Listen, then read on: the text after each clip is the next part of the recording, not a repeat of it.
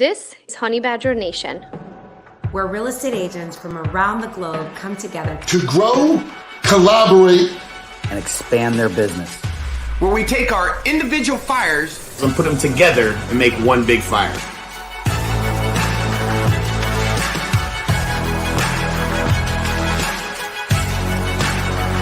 This is the Honey Badger Nation.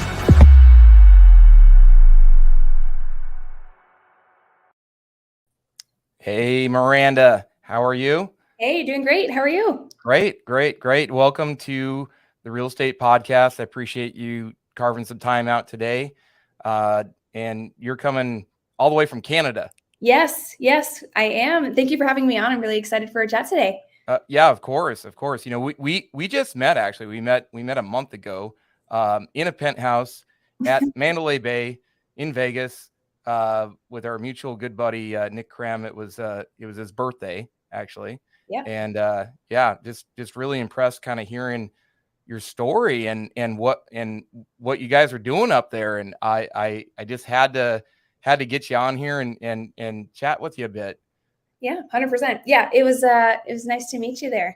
And I remember sitting on the couch chatting about what's been going on the last couple of years and just chiming in like, what do you mean? What are you doing? So we unpack it today.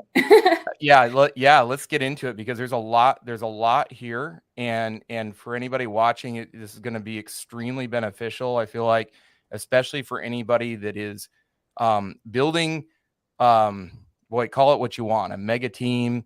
We call it a mega icon team, something where, is just producing a lot and has a lot of people, and where things become important, like culture.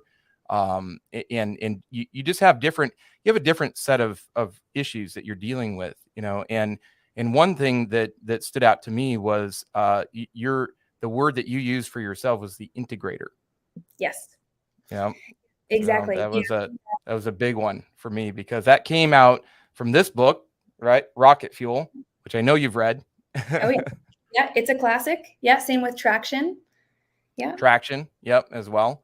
And Rocket Fuel, for anybody that's curious, absolutely recommend the book. If you're building an organization, you usually have a visionary and what we call as an integrator. Visionaries, there's quite a few of them out there. The integrators, super rare. And you've really got to be extremely picky about your integrator, understanding who they are, how they tick, what it takes to do it, because it's not for everybody. But the proper partnership between the visionary and the integrator can really make magic happen. Oh, definitely. Yeah. And really understanding the relationship, because the visionary, like the VI relationship, visionary integrator, is a very close one. And it needs to be 10 out of 10 to take the vision to its fruition, for sure. Right. So I want to introduce Miranda a little bit here, and congratulations, by the way, on your new role as a COO. Of the team Affinity Real Estate that was founded by Ibrahim Hussein in Canada. Now this is this is a big team. It's 62 people on the team, about 50 agents. You guys are doing $500 million. That's $500 million in volume this year. Next year you're doubling. I love that, right? You're doubling to 1 billion in 2023 with a B. Amazing. Oh, and it's fairly new, everyone. This is only 4 years old. In fact, as of yesterday, it was your 4-year company anniversary. Is that right? Yeah, we just had the whole team and their families together for a big dinner together to celebrate 4th anniversary. Amazing. Yeah, I'm sure you guys had a lot of fun, and I know how you Canadians party, so I'm sure it was great. It was a dry event. We're good. We're ready to rock and roll today. Well, so a couple other things. So you also recently came to EXP. You are in Honey Badger Nation, and it's a pleasure having you guys on with us. and you were Keller Williams. You were with Keller Williams. In fact, the number one team in Keller Williams in Canada with a tremendous amount of sales volume. And I'm sure there's major reasons why you came over to EXP. Like we were mentioning, like culture is a big thing. Having stickiness with the agents and agent attraction. A lot of reasons why. Yeah, definitely. Yeah, there's been, it wasn't a move that was taken lightly. This was researched and investigated for, I think, 2 years before actually making the move.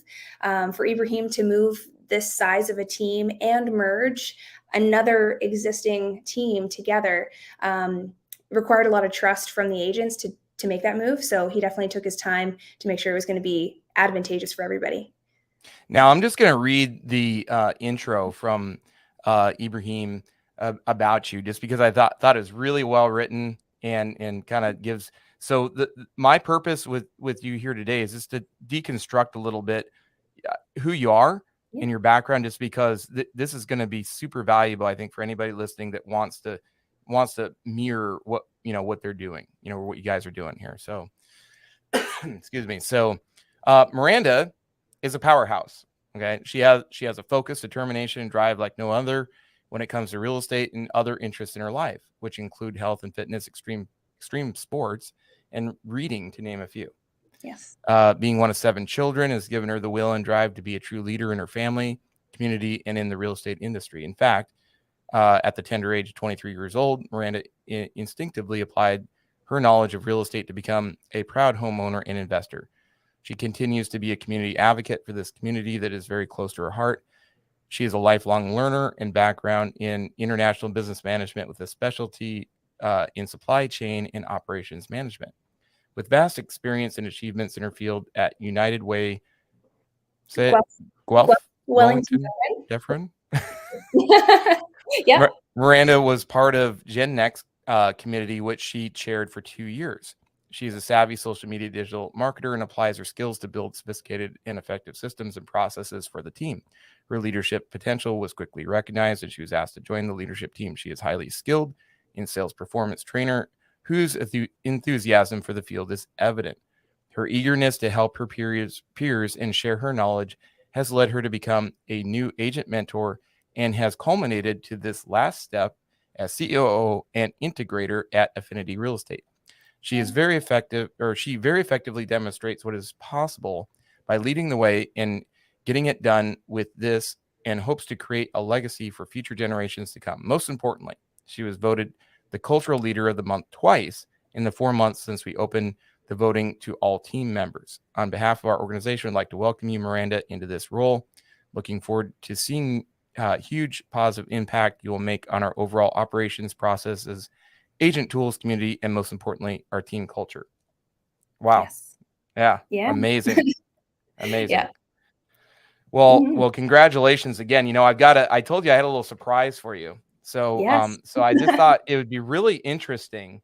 And this is from the book. Okay. So this book, again, Rocket Fuel, anybody that I just feel that fundamentally, foundationally, this is a big deal, everyone. If you really want to grow a team, and just being a coach for many years in real estate myself, and seeing failures and seeing successes, the ones that were the most successful hired the right people and put them in the right roles in the right order. Okay. So and this particular book has a quiz. So we're gonna give Miranda a pop quiz today. Love and it. I figured that you would. So just because you're a winner. Okay. So this is a 20 question pop quiz. All right. Okay. So for each statement below, rank yourself on a scale of 1 to 5, where 1 rarely describes you and 5 almost always describes you. Okay. Ready. And again, listen to this, because when you're interviewing somebody, you want to hire your own Miranda, look for these things. Okay. So number 1, I'm adept at quickly identifying and articulating problems, bottlenecks, disconnects, roadblocks, and barriers. 1 through 5. 5. Okay. I'm going to put you in for a 5. I'm going to add these up later. You're going to score this. So, okay. Number 2, I'm great at taking ideas and effectively initiating plans to make them a reality.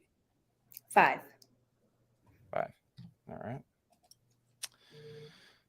I'm a great manager of people. 5. Okay. I get accused of being a pessimist and hole poker.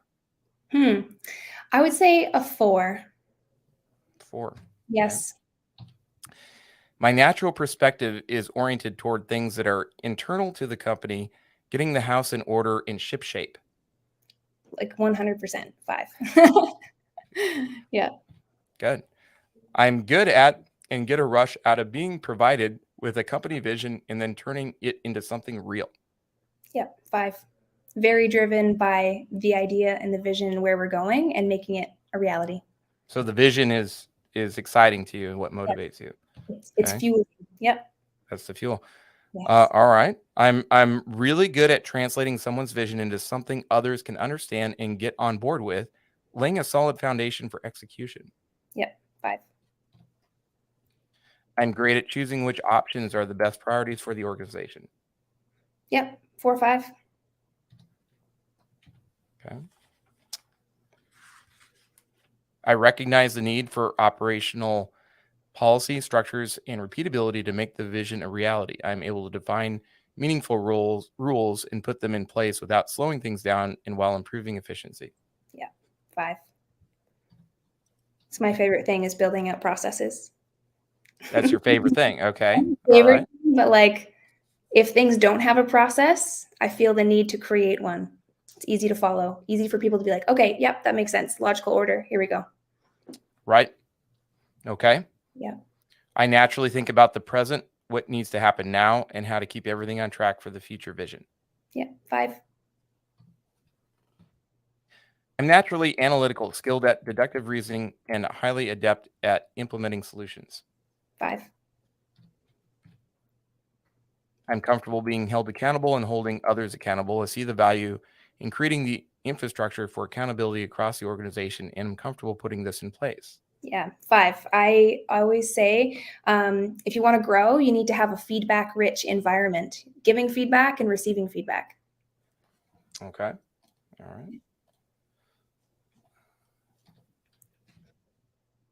I embrace and enjoy the role of executing and delivering P&L results. That's a fun word. Yeah. 5. Like the P&L, huh? Yeah. I embrace and enjoy the role of providing leadership, management, and accountability for the company's leadership team. Yeah. 5. And also just a fun note on P&L. We call it people and lives, not profit and loss. Oh, okay. Yeah. We're Okay. changing it up over here. That's your cultural Yeah. that's coming out with that. Okay. It's fun. Love it. That's fun. Yeah, about the people.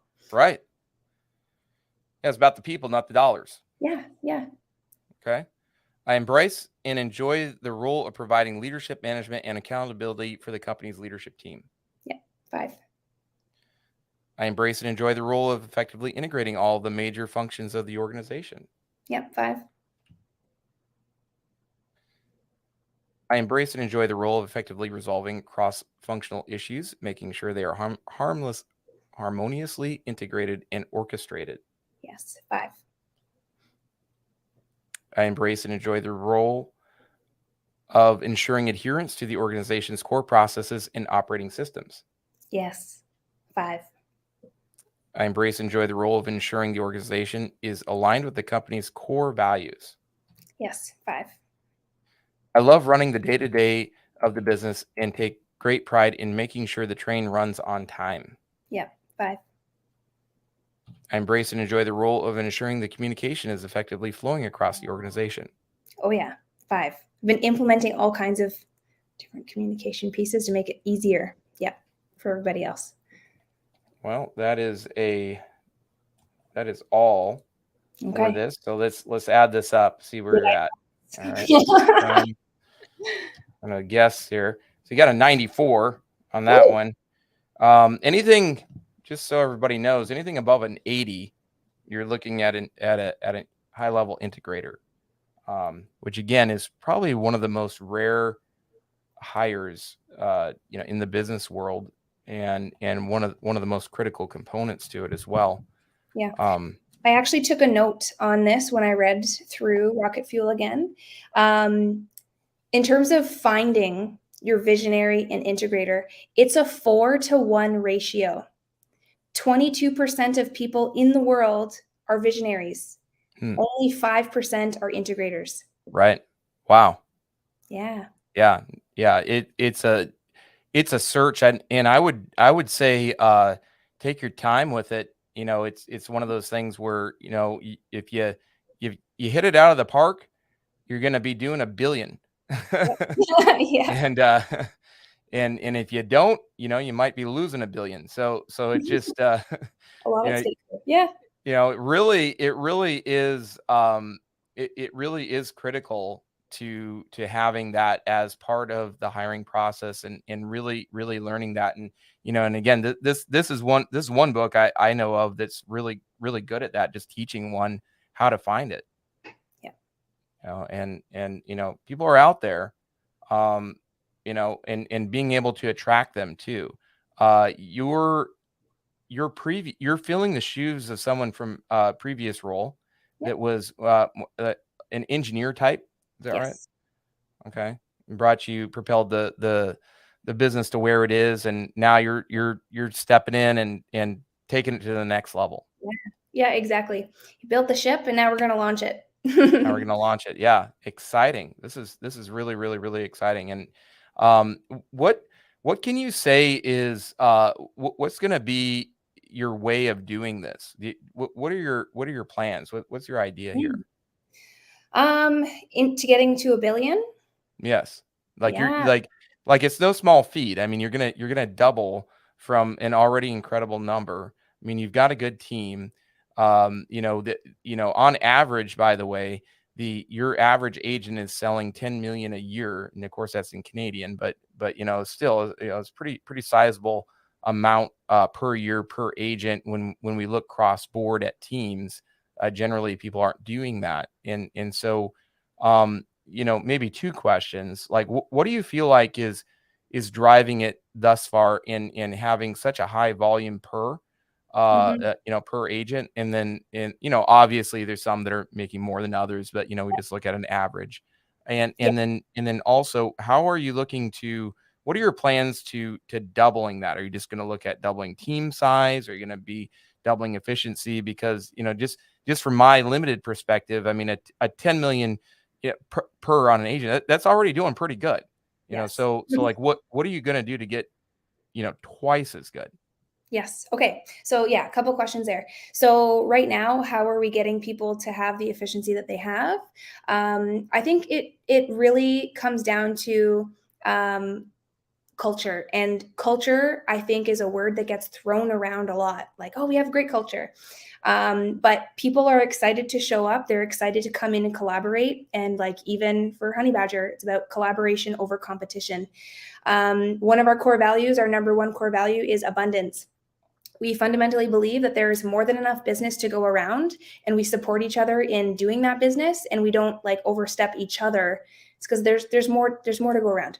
I've shared this a couple times, but when I first joined this team, coming from another team with a different mindset, I was kind of blown away that I was just given hot leads. Like, hey, Miranda, here's a buy sell person. I can't handle it. Here you go. Take it. And I was like, okay, yeah. What do you need from that? And they're like, no, just take it and go. I was like, oh, okay, well, thank you. So just like a whole different mindset of like, let's help each other rise. And then the other part is, I think it comes down to making people feel confident. If people can walk out there to pick up the phone and make their dials, go out and do that presentation, get that sale done, and they have the confidence that they're not on their own, that they have the tools, systems, resources, they have the training to actually hone those skills. And then, hey, if something happens, hey, got a question, they have 40 plus people to call who are more than happy to drop what they're doing, come help, show up, answer that question. So I think all of those things together kind of tie it up on, you have everything you need plus the confidence to go execute at that level. Okay, next question I think was, what are we going to focus on to get us to $1 billion? Right. It's going to be a couple things. It's $1 billion question. Yeah, it's the big one. So I think my focus right now is as we're growing, we're going to have to grow. For us to do $1 billion in volume in sales with the people that we have right now, we're keeping in mind we don't set the target and say, hey, you have to you're on the line on our list here for doing this much volume, because people have different motivations. They have a different why behind why they're even in real estate, right? So tying in, what is your why? Finding the people who have that drive and want to take it to the next level, because not everyone's going to be there, right? There's going to be people who want to do like the 5 to 8 million, and that's like comfortable. That's where they want to be. And then there's the people who are pushing it. The people who are doing, maybe 20 to 30 deals and they want to get to 50 or 60, or the people who are like that 15 to 17, they want to push to 25. So just finding what are people's whys and how can we help drive that to push that. And then once again, just having the efficiencies on the back end. So my focus, kind of tying it back around, is how do we maintain culture above everything else? We sell a lot of real estate, and we know that we have and we will, but people need to feel good. They need to feel the confidence, the culture, the collaboration, if they're going to go do that. I think those are like the core foundation pieces to doing the volume. You take care of your people, that takes care of the business. We're not here managing the business and then the people are there to just get it done. We see it the other way around. Take care of the people first. So having that mentality helps in the business, and then also conveying that to our team as well, so that when they go out, they're not also chasing business. They're not chasing sales. They're building relationships in our community. So it's just like a mindset from the leadership team down through the organization that we are about relationships and community and collaboration. From organization, company, to team member, partners, down to how we operate and how we see our clients. So mindset, I think, is like the big chunk here in the culture there. So, and then going forward, growing. We are going to need more agents on the team. And my focus there is, as we integrate these new people in with our existing team, how do we maintain the culture and make sure that the new people feel welcomed with open arms, and also the people who are currently on the team also feel like, yes, we are driving towards, the train is moving forward towards that shared vision together, and everyone's bought in, everyone's heard on, okay, this makes sense. This is why we're doing it. I think the vision, so there's the people and the vision. The second that there's a disconnect there, that's where frustrations happen. And from frustrations, everything can build, and then you have people losing, like then your retention is down. So I think we're at 97% retention for the team, which is unheard of. Because I think in our industry, the attrition rate is usually around 30%, 25 to 30% as an average. So we're very, very grateful that we've been able to maintain that. So growing people, maintaining what we have in-house right now. And then on my side, the processes and systems side, just making sure everything is as easy and as simple to learn and implement for the agents. So on our back end side for our admin and what we have in-house for Affinity Real Estate, we are agent focused, so that the agents can be client focused. So we always say that agents on our team should be focused on 3 things only: lead gen, prospecting, pitching listings and buyers. So going out and converting, doing those listing appointments, those buyer consultations, and then negotiating and closing contracts. Those are their 3 jobs. If they're out making presentations, or they're playing around with spreadsheets, or if they're doing anything else, it's like, hang on, what are you doing? How can I help you? We either already have it or we can build it. Tell me what you need. We're going to take care of it on the back end. So we have a fantastic team that we're also going to need to grow with the team, as the agents as well, so that we can support them. We have a full in-house staging team, in-house, all the furniture we own. We're not renting that out. So that's a value add that the agents can pass on to those clients. We have 2 in-house photographers, cinematographers, so they do the videos, drone footage, very skilled and talented photographers and videographers. So 2 in-house. So that's another value add that, the agents get to pass on to the clients. And then our admin team. And this is where, EXP comes in as well. So we have 2 in-house transaction coordinators, one for purchases, one's for listings. So we just try and make it as streamlined of a process as possible. Realtor can go sign the paperwork. Okay, new listing, got all my details, pass it off simply to our listing coordinator, and then everything happens seamlessly. It's just, okay, photos are booked, staging is done, it's on the market. Oh, we need a price change, that's done. So we can take off a lot of the work, the redundant work that it needs to get done. Somebody has to do it, but we're going to try and take it off the agent so that they can go do more. So that's partially also why, from the first question, how we're able to have that efficiency for each agent is that they're not trying to be a one-man show. Go focus on your key pieces. Be absolute masters of prospecting, pitching listings and buyers, and closing contracts. That's all you have to do. That's all we want you to do. So they don't have to play around with marketing or back end or getting paperwork in. Well, and it sounds like you make a really concerted focus on your clients, which obviously are the buyers and sellers out there, but really you're looking at your clients as your team members, as your agents, as your admin people, as everybody there, they're your clients. That's 100%. What it sounds like to me. Yes. So here's a fundamental difference in the way that we think about this is a lot of team leaders in our industry, they think of as like, these are my agents. They're mine. It's ownership. No. They're partners in your business. And we call all of our agents partners and realtors on our team. They are choosing to do business with us. And we're very grateful that they have chosen us to do that, right? They can hang their hat at any brokerage, any team, but they're choosing to be here. So we're trying to, reciprocate the value and say, hey, thank you. And this is what we can do to make it so valuable for you to be here.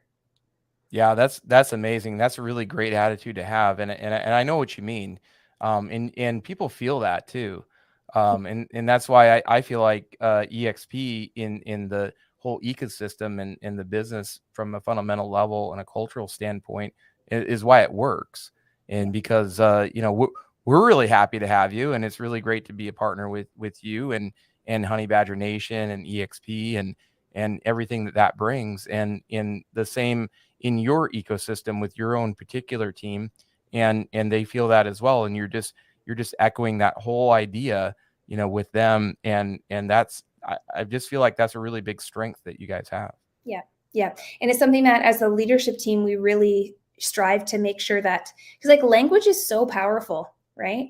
The words that we use have such deeper meaning in the actual words we use, but also the psychology and like the way that your subconscious picks it up. So making sure that we're very careful in the words that we use and how we understand what we're talking about. So, we're very quick to be like, nope, they're not our agents. They're our partners. So just things like that, little shifts make a huge impact. Yep. Absolutely. Yeah. Well, wow. This has been quite the interview. I really, really appreciate your time, and I really hope that it provides some value for anybody out there looking to do the same, or in scaling at the whatever level one is at, and just looking for that leverage. There's in my experience, I see a lot of agents and team leaders and visionaries out there that you can bootstrap something for a little while and really push it yourself if you work hard enough at it and you have enough talent, but when you get into a situation where you're looking at $500 million, $1 billion, you're doing really big volume, big numbers. You've got to rely fully on your team members and that leverage that it provides, and that machine has really got to work well. Yes, exactly. Yeah. And seeing it as that, like, how can you make your business, your organization, a well-oiled machine in terms of how everything coordinates? So yeah, just like the piece in the quiz there, like the cross operational pieces, How are the handoffs working? How do things move through? You can smooth that out while you're small. It'll help you when you're scaling for sure. Yeah. Absolutely. Well, thanks again, Miranda. I really appreciate your time, and we'll catch up with you again later. Looking forward to seeing you grow and in your success and hitting that billion this time next year. Yes. Thank you so much for having me. Appreciate it. Absolutely. We'll talk to you later. Sounds good. See ya.